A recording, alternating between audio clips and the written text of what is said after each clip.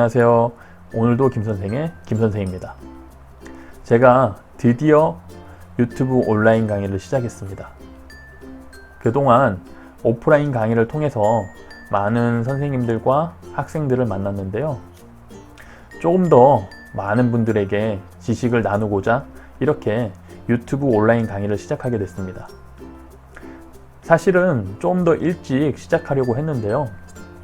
이 온라인 강의라는 게 정해진 스케줄에 따라서 촬영을 해야 하는 게 아니다 보니까 저 스스로 조금 더 완벽하게 준비를 해서 조금 찾아뵙고자 하는 그러한 욕심이 생기다 보니까 이렇게 많이 늦어지게 됐습니다. 그럼에도 불구하고 아직은 많이 미흡한데요. 이렇게 미흡한 점들은 차츰 보완해 나가는 걸로 하고요. 오늘은 지식재산권이 무엇인지에 대해서 먼저 알아보도록 하겠습니다.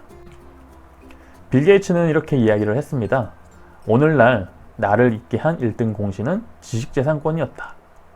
빌 게이츠는 지식재산권 덕에 전 세계에서 가장 부유한 한 사람이 되었는데요. 마이크로소프트사는 빌 게이츠가 만든 윈도우를 판매를 해서 굉장히 세계적인 기업으로 성장을 하게 되었습니다. 이처럼 지식재산권은 개인에게도 기업에게도 굉장히 큰 부를 안겨줄 수 있고 또 사회적으로 큰 영향을 끼치기 때문에 굉장히 중요하다고 이야기를 할 수 있습니다. 그렇다면 지식재산권이란 무엇일까요? 영어로 표현하면 Intellectual Property Rights입니다.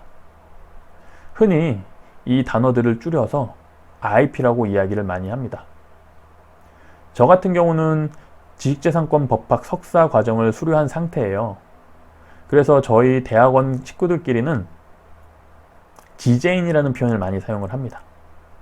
IP라는 단어 그리고 지제인이라는 단어, 지식재산을 전공한 사람들 사이에서는 굉장히 익숙한 단어라는 거. 그런데 이 지식재산권이라는 단어는 지적재산권하고 같이 혼용돼서 사용되고 있습니다. 지적재산권, 지식재산권 어떤 게 맞을까요? 둘 다 맞을까요? 그렇다면 어떤 게 먼저 시작이 되었을까요? 결과를 말씀드리면 지적재산권이 먼저 사용이 되다가 최근에 지식재산권으로 명칭이 변경되었습니다. 근데 이제 저도 공부를 하면서 알게 된 사실인데요. 지적재산권이 지식재산권으로 변경이 될 때 문체부와 특허청 사이에서 이견이 많이 있었다고 하네요. 그 이유는 지적재산권이라고 이야기를 하면 조금 더 저작권뿐만 아니라 문화적인 측면까지 아우르는 그러한 단어라고 생각을 해서 문체부에서는 지적재산권 사용을 주장을 했고요. 특허청에서는 산업재산권의 성격을 더 많이 띠고 있는 지식재산권을 사용을 하겠다라고 주장을 하다 보니 서로 간에 갈등이 있었던 걸로 알고 있습니다. 사실 우리 입장에서는 지적재산권이나 지식재산권이나 그게 그거인 것 같은데요.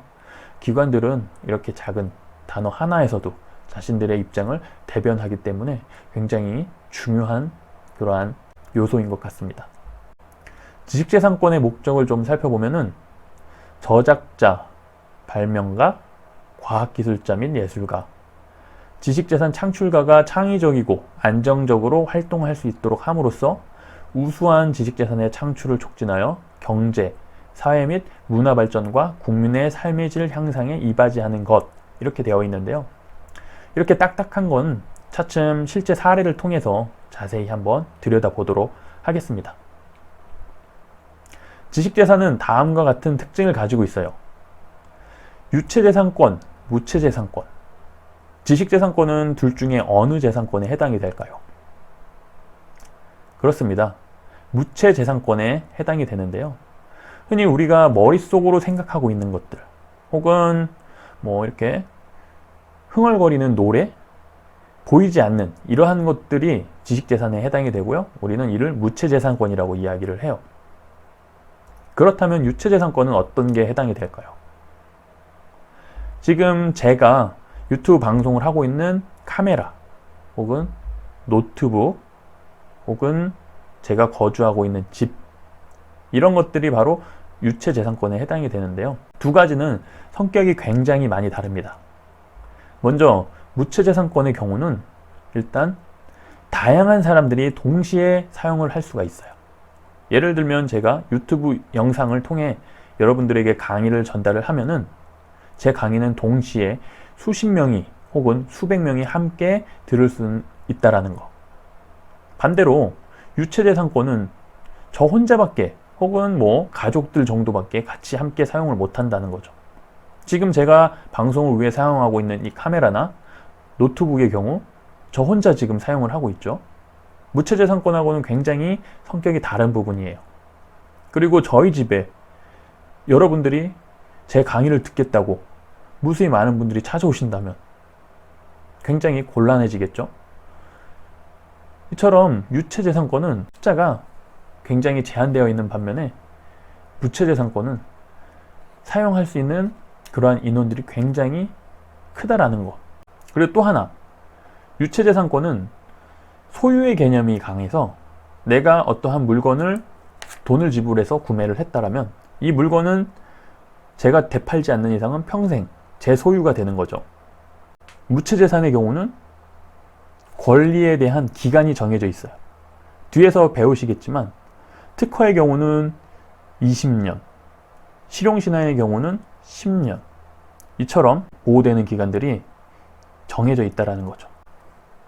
마지막 한 가지 차이점은 침해를 판단하는 데 있어서 굉장히 다르다는 거예요. 지식재산은 내 재산을 누가 침해했는지 판별하기가 굉장히 어려워요. 반대로 유체재산은 누가 내 물건을 훔쳐가면 내 유체재산권을 침해한 거기 때문에 판별하기가 굉장히 쉽습니다. 우리가 흔히 이야기하는 특허소송이라든지 디자인 소송 혹은 상표 소송, 이러한 경우들이 분쟁으로 많이 발생이 되는 이유 중에 하나가 침해를 했는지 안 했는지를 판단하기 굉장히 어렵기 때문이에요. 사실을 누가 다른 사람의 특허를 이용을 할 때 혹은 다른 사람의 특허를 카피를 했다라고 합시다. 그걸 대놓고 똑같이 복사하지는 않거든요. 뭔가 이렇게 침해한 듯 안 한 듯 유사하게 모방을 하다 보니까 이게 명백히 침해를 했는지 안 했는지 알기가 굉장히 어려워서 항상 분쟁 소송까지 이어지고 재판 결과를 봐야 알 수 있는 경우가 대부분이에요. 그래서 흔히 현장에서는 지식재산 분쟁의 경우는 재판 가봐야 안다 라고들 많이 이야기를 해요. 그 이유가 바로 대놓고 베끼지 않기 때문에, 그리고 침해를 했는지 안 했는지 판단하기가 어렵기 때문에 그렇다는 거. 그렇다면 지식재산권은 어떠한 것들을 보호하고 있을까요? 해리포터 다들 아시죠? 많은 사람들의 사랑을 받고 있는 해리포터인데요. 이러한 소설책도 지식재산권의 한 종류로 보호를 받고 있습니다. 그리고 코카콜라. 이 코카콜라가 처음 만들어졌을 때 고 스티브 잡스는 검정색 설탕물이라고 하며 굉장히 코카콜라를 상품으로서 가치를 낮게 봤는데요. 오늘날에는 이 코카콜라라는 브랜드가 70조에 육박한다고 해요. 이처럼 굉장히 상표로서 높은 가치를 지니고 있는 그러한 상황인데요. 이러한 상표도 지식재산권으로 우리가 보호를 하고 있습니다. 다음은 디자인. 과거에 우리나라가 mp3 종주국으로서 굉장히 전 세계적으로 많은 위상을 떨치고 있었는데요.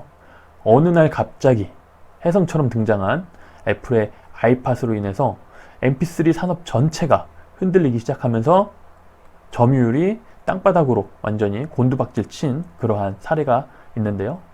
이처럼 디자인도 지식재산의 한 종류이면서 굉장히 산업에 있어서 큰 영향력을 끼칩니다.